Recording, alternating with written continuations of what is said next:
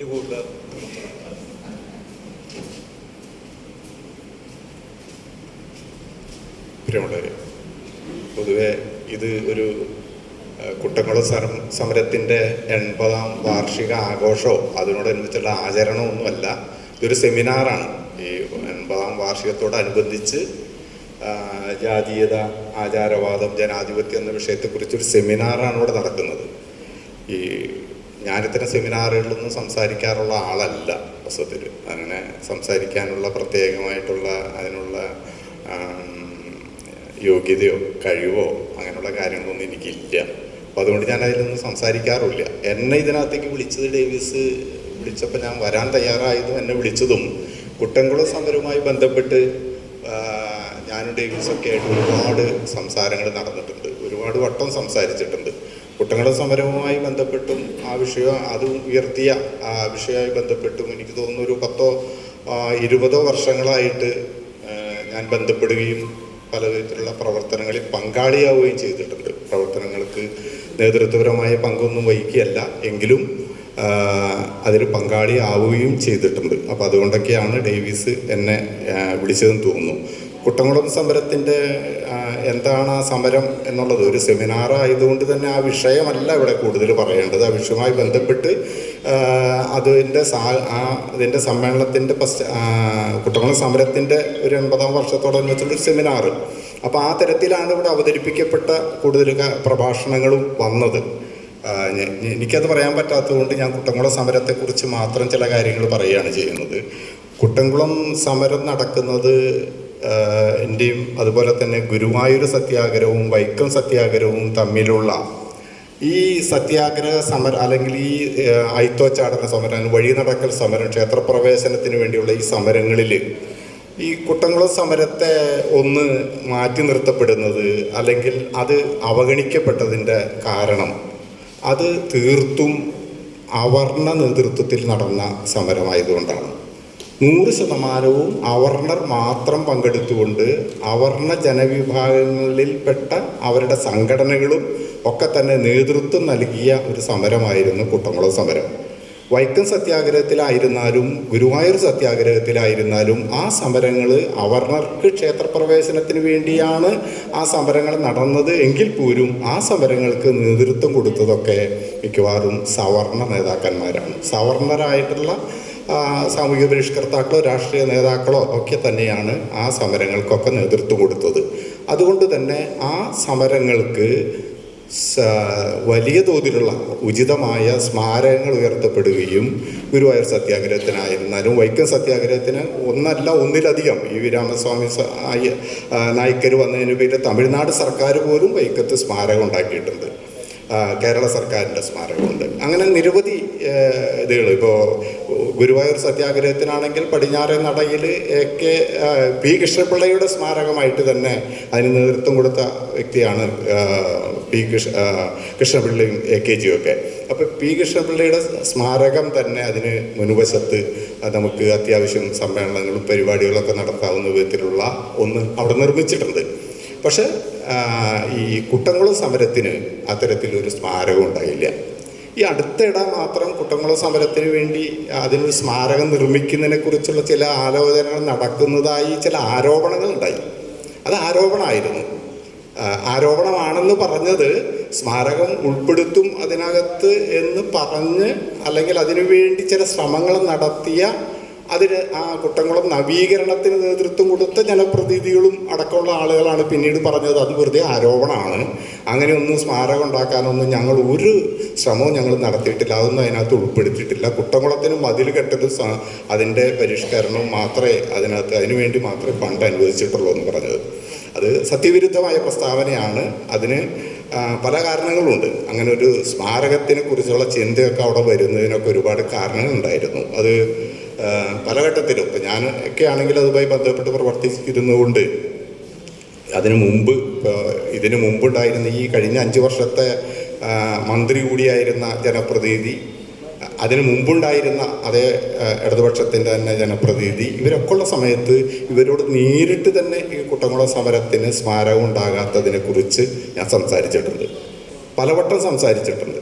കുട്ടംകുളം സമരത്തിന് അവിടെ കുട്ടംകുളം നവീകരിക്കുന്നതിന് വേണ്ടിയുള്ള ബഡ്ജറ്റിൽ വലിയ ഫണ്ട് വകയിരുത്തുകയും നവീകരിക്കുകയും ചെയ്യുന്നതിനെക്കുറിച്ച് മന്ത്രി തന്നെ ഇരിങ്ങാലക്കുട ജനപ്രതിനിധിയായ മന്ത്രി പോസ്റ്റ് ഇട്ടപ്പോൾ അതിന് താഴെ ഞാൻ കമൻ്റ് ഇട്ടിട്ടുണ്ട്. ഇത് നവീകരണം വളരെ നല്ല കാര്യമാണ്. കുട്ടംകുളം നവീകരിക്കുന്നത് ഇരിങ്ങാലക്കുടയുടെ പുരോഗതിയിൽ അല്ലെങ്കിൽ ഇരിങ്ങാലക്കുടയുടെ മുഖച്ഛായ മാറ്റുന്നതിൽ വലിയ പങ്ക് വഹിക്കും. പക്ഷേ അവിടെ അത് നവീകരണം ആകുന്നതിൽ കുട്ടംകുളം സമരത്തിൻ്റെ ഒരു സ്മാരകം കൂടി അവിടെ ചേർന്ന് വേണം എന്ന് പറഞ്ഞ് ഞാൻ പോസ്റ്റ് ഇട്ടിട്ടുണ്ട്. അപ്പോൾ അതിനൊക്കെ ശേഷമാണ് വാസ്തവത്തിൽ ഇത്തരത്തിൽ അതിൻ്റെ കുറേ കാലങ്ങളായിട്ട് നടന്നു വന്ന ഇത്തരം പ്രചരണങ്ങളുടെ അല്ലെങ്കിൽ അതിനുവേണ്ടി നടന്നിട്ടുള്ള പല വിധത്തിലുള്ള ആവശ്യപ്പെടലുകളുടെ അതിൻ്റെയൊക്കെ തുടർച്ചയായിട്ടാണ് അവിടെ ഒരു സ്മാരകം ഉണ്ടാക്കുക എന്നുള്ള ചിന്ത വന്നത്. അപ്പോൾ എന്തുകൊണ്ടാണ് ഈ കുട്ടംകുളം സമരം ഈ അവർണ നേതൃത്വത്തിൽ ആ സമരത്തിൻ്റെ സ്വഭാവം എന്തായിരുന്നു? ചെറിയ തോതിൽ അത് നേരത്തെ അവിടെ സൂചിപ്പിക്കുകയുണ്ടായി. ഉണ്ണിച്ചക്കനൊക്കെ അത് സൂചിപ്പിക്കുകയുണ്ടായി.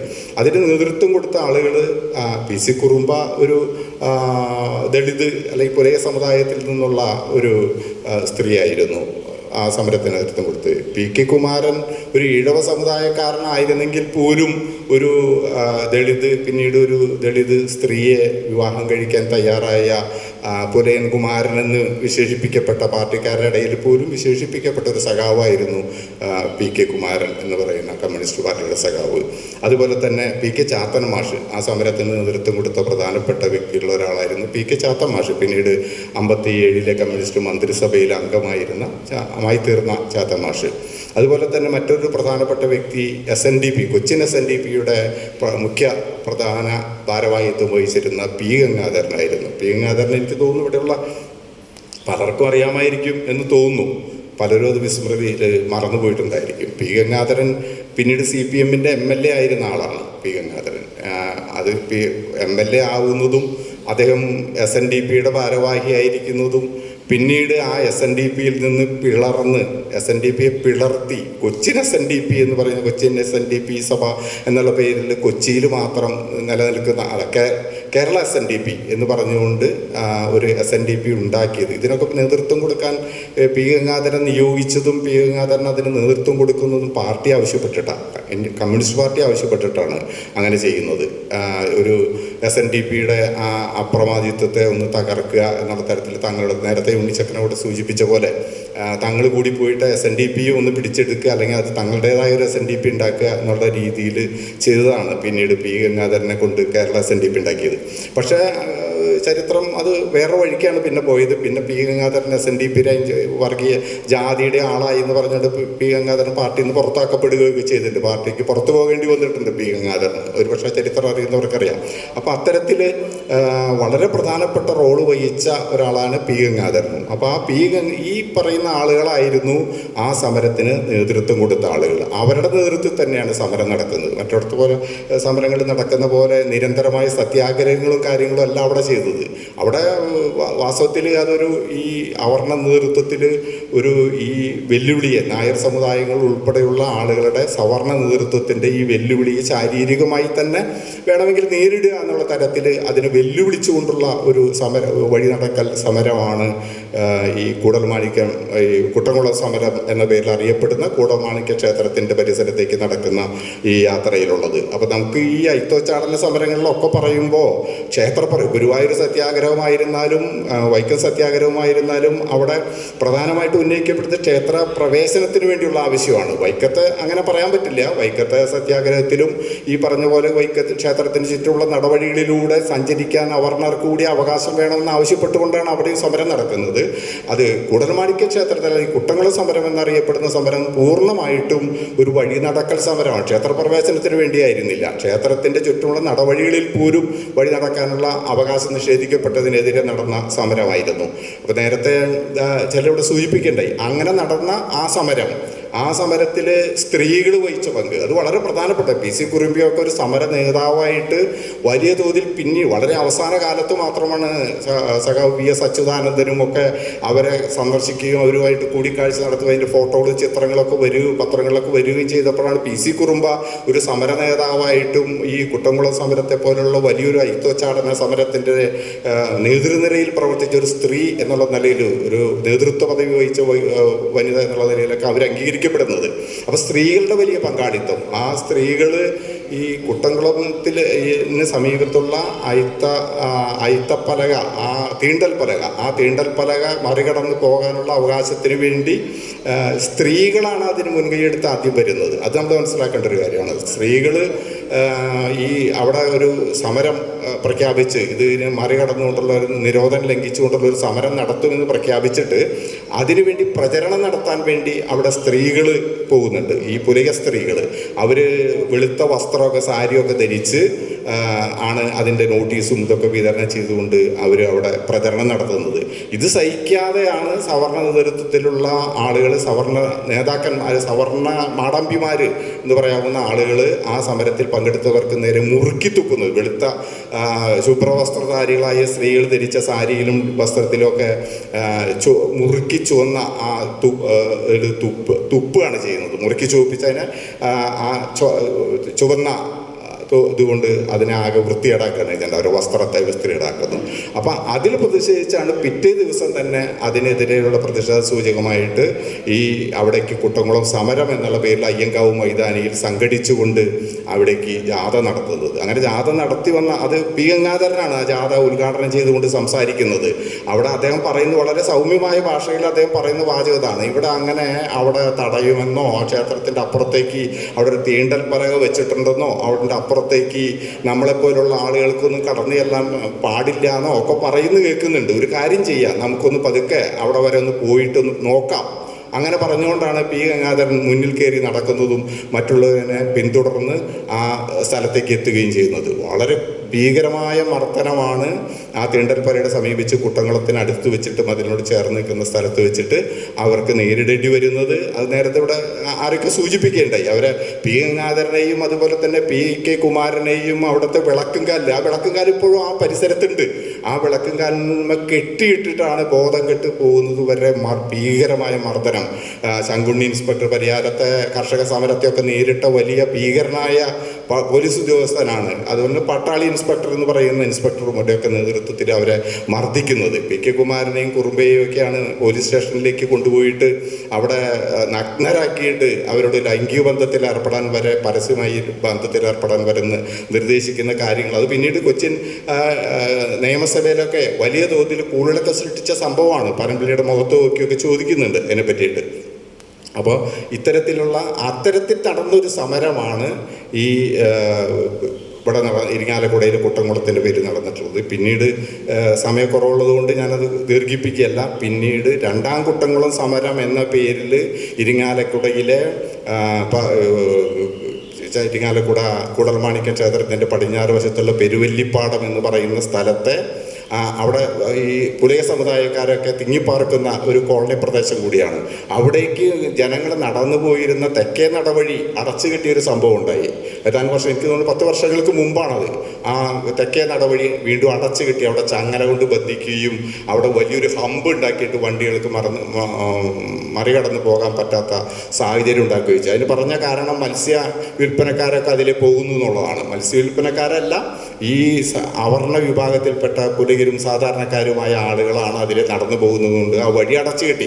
വളരെ ദീർഘകാലം അവിടെ സമരം ചെയ്തു. ഒരുപാട് കാലം അവിടെ ഈ സ്വതന്ത്ര പുലയ മഹാസഭയുടെ നേതൃത്വത്തിൽ അവിടെ സമരങ്ങൾ നടത്തി. അതിനെ തുടർന്നാണ് ഒരുപാട് നാളത്തെ സമരത്തിന് ശേഷമാണ് അത് മാറ്റിയത്. ഇപ്പോഴും കൂടൽമാണിക്ക് ബന്ധപ്പെട്ടിട്ടുള്ള ഇവിടെ സൂചിപ്പിക്കുന്ന നമുക്കെല്ലാം അറിയുന്നതാണ് സമീപകാലത്തെ ക്ഷേത്രത്തിലെ കഴകക്കാരനുമായി ബന്ധപ്പെട്ട പ്രശ്നങ്ങൾ. അപ്പോൾ ഇത്തരത്തിൽ അന്ന് നേരിട്ട ഈ പ്രശ്നങ്ങൾ, അന്ന് അഭിമുഖീകരിച്ച പ്രശ്നങ്ങൾ, അതിനെ നേരിട്ട് വിജയത്തിലേക്ക് എത്തിച്ച ആ പ്രശ്നങ്ങൾ ഇന്നും അതേപടി തുടരുകയും അതിൻ്റെ വെല്ലുവിളികൾ ഈ സവർണ നേതൃത്വം ഇതിനെതിരെ എപ്പോഴും നടന്നുകൊണ്ടിരിക്കുകയും ചെയ്യുകയാണ്. അത്തരത്തിൽ വെല്ലുവിളി നേരിട്ട് വിജയത്തിലേക്ക് എത്തിച്ച, അന്നത്തെ സ്വാതന്ത്ര്യത്തിന് മുമ്പ് തന്നെ എത്തിച്ച ആ സമരത്തിന് കൃത്യമായ ഒരു സ്മാരകം അവിടെ ഉണ്ടാക്കാത്തതിലാണ് വാസ്തവത്തിൽ ഞാൻ പറയുന്നത്. ഈ സെക്യുലർ ഫോറം ഉൾപ്പെടെയുള്ള ആളുകൾ വേണ്ടത്ര രീതിയിൽ അതിനുവേണ്ടി പ്രവർത്തിക്കാനോ ആത്മാർത്ഥമായി അത്തരം ശ്രമത്തെ അത് അതെന്തുകൊണ്ട് അവഗണിക്കപ്പെട്ടു എന്നതിൻ്റെ പുറകിലുള്ള യാഥാർത്ഥ്യത്തെ തിരിച്ചറിഞ്ഞുകൊണ്ട് അതിനെ മറികടക്കാനുള്ള ശ്രമങ്ങൾ ഉണ്ടാകുന്നില്ല. അവിടെ ക്ഷേത്രത്തിൽ കുട്ടംകുളം മതിൽ കുട്ടംകുളത്തിൻ്റെ പരിഷ്കരണം നവീകരണം നടക്കുമ്പോൾ അതിനോട് ചേർന്ന് ഒരു സ്മാരകം ഉണ്ടാക്കുമെന്ന് പറഞ്ഞപ്പോൾ സവർണർ അവിടെ വലിയ തോതിൽ, ഇപ്പോൾ സവർണർക്ക് അല്ലെങ്കിൽ അത്തരം ജാതിവാദി ഈ മതവാദികൾക്ക് അവരുടെ നേതൃത്വമുണ്ട്, ഈ ഹിന്ദുത്വ ശക്തികൾ, അവരുടെ നേതൃത്വത്തിൽ വലിയ തോതിൽ പ്രക്ഷോഭം നടക്കുകയും അവർ ബഹളം ഉണ്ടാക്കുകയും കോലാഹലം ഉണ്ടാക്കുകയും ചെയ്തപ്പോൾ ഞങ്ങൾ അങ്ങനെ ഒന്നും ചെയ്തിട്ടില്ല എന്ന് പറഞ്ഞുകൊണ്ട് മാറ്റിയത്. അതുപോരാ, അവിടെ കുട്ടംകുളം സമരത്തിന് സ്മാരകം ഉയരേണ്ടതുണ്ട്. അതിൻ്റെ സ്മാരകം ഉയരാതിരിക്കുന്നത് ഇവിടുത്തെ ആ സമരത്തിന് നേതൃത്വം കൊടുത്ത പുലിക മഹാസഭയും SNDP മാത്രമല്ല കമ്മ്യൂണിസ്റ്റ് പാർട്ടിയും കൂടിയാണ്. ഞാൻ നേരത്തെ പറഞ്ഞപ്പോൾ അതിനെ സൂചിപ്പിച്ചിരുന്നില്ല. കമ്മ്യൂണിസ്റ്റ് പാർട്ടിയുടെയും കൂടി നേതൃത്വത്തിലാണ് ആ സമരം. PK കുമാരനൊക്കെ അവിടുത്തെ കമ്മ്യൂണിസ്റ്റ് പാർട്ടി കെട്ടിപ്പടുക്കുന്നതിൽ മുഖ്യ പങ്കുവഹിച്ച നേതാക്കന്മാരാണ്.